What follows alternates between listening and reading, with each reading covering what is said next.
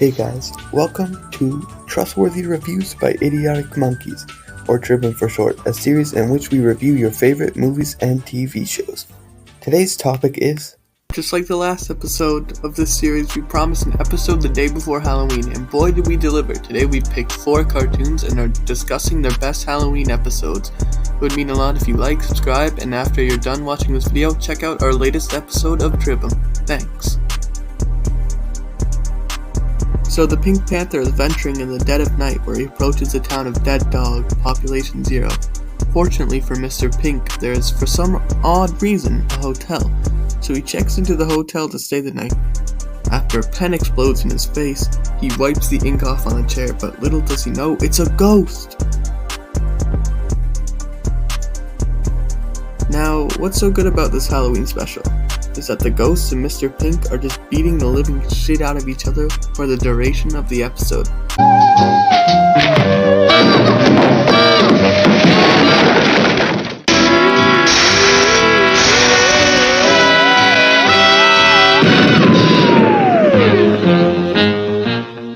A skeleton joins in on the fun too, and the same thing happens with the 3.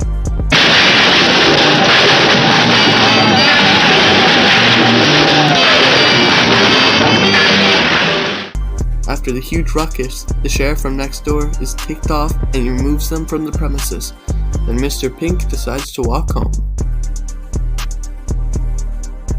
If you guys aren't familiar with the Treehouse of Horror specials, it's a Simpsons tradition that usually occurs once a season. The first segment of Treehouse of Horror V features The Shinning. Yep, not The Shining. In this segment, the Simpsons family take care of a haunted hotel, where Bart finds out he has special powers when he can hear groundkeeper Willie's thoughts.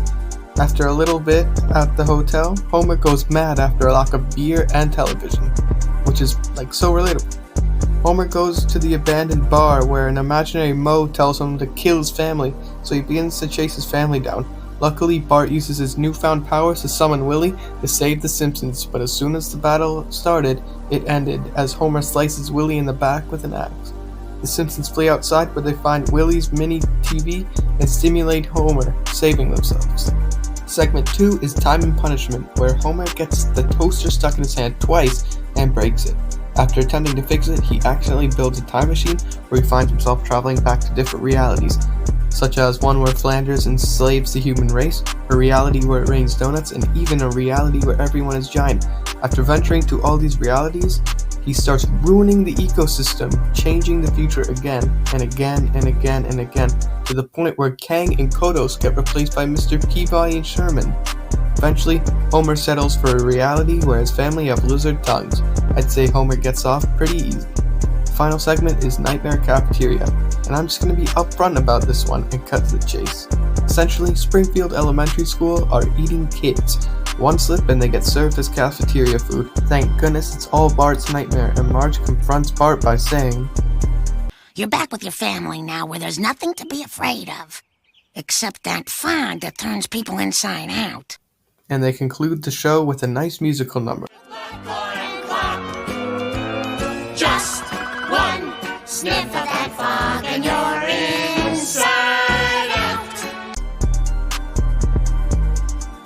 So Hyde and Hare is a Bugs Bunny short where Bugs Bunny gets adopted by a little man who feeds carrots to him every day. Turns out this guy's a doctor who has a laboratory with special potions. After temptation strikes on the doctor, he decides to drink the concoction he had been brewing, which turns him into a monster of sorts, in blips. So this monster begins chasing Bugs, but as the monster comes in blips, Bugs thinks that the doctor and the monster are completely different people. Thus, Bugs locks him and the doctor into a storeroom, giving him a gun. With the gun in hand, the monster almost shoots Bugs. Bugs makes a run for it after that, where he locks him and the doctor in the closet. And you guessed it, yet again the doctor turns into the monster, again causing Bugs to bolt away and hide in a drawer. The doctor tells Bugs to come out and promises to dump the concoction that made him the monster in the first place, but classic Bugs ends up drinking.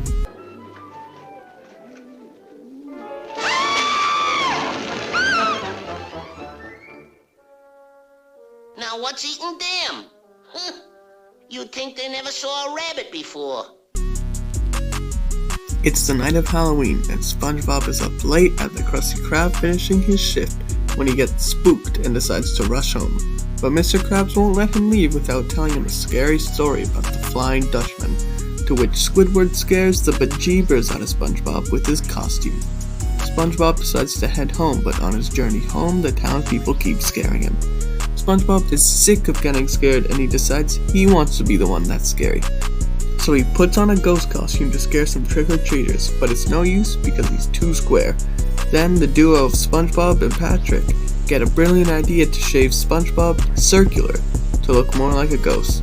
The duo come up with another brilliant idea to scare everyone at the Krusty Krab Halloween party to prove SpongeBob is truly scary. At first it's working until a jellyfish ruins the whole scheme for the two.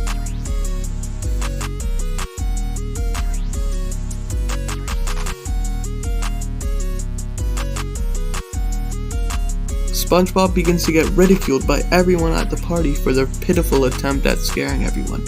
But while everyone is poking fun at SpongeBob, the real Flying Dutchman appears to snatch SpongeBob's soul. Right as the Flying Dutchman is about to snatch the soul of SpongeBob, he removes his costume, revealing the aftermath of what Patrick and SpongeBob did earlier. Stupid costume!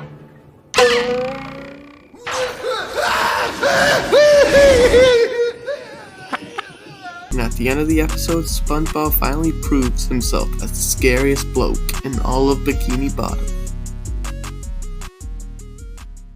Shut up, man! Welcome to Brixton, I'm in the party with Barbies and drillers. The kickback mad on the spinner, I see enough man just run for my niggas.